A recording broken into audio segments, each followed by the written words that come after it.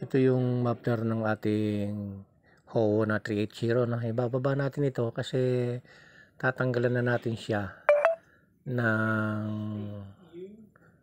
filter sa loob, ano? Ayan, oh, naibaba na natin at bubuksan natin yung muffler na yon para tanggalin na yung filter o strainer doon sa loob, ano? Papalitan na lang natin siya ng ordinary na muffler kasi ayan, oh, kasi barado na. Ayan, oh.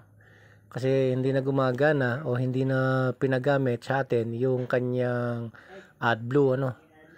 Hindi na ito hinahaluan ng AdBlue o hindi na pinapagana yung kanyang AdBlue.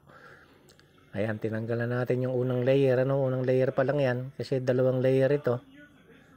Ayan, ang unang layer na tinanggal natin dyan. So, tatanggalin din natin itong pangalawa. Ayan, oh, nagbara na yung mga butas na maliliit na yan. So, tatanggalin din natin yan kaya binutas-butas na rin natin.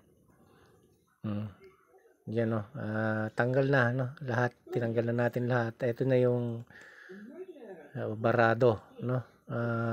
Lalo na kaninang hindi pa natatanggal na sa loob yan, barado na. Kasi nag-build up na yung carbon dun sa loob. Kasi nga, hindi na gumagana yung kanyang sprayer, ano? O yung AdBlue niya, ano? Para sa kanyang emission, ano? Yan, oh. Pagka hindi na pinagana talaga yung kanyang AdBlue, ano, ganito kasi yung nangyayari sa mga Euro 4. Pag pinatay yung AdBlue,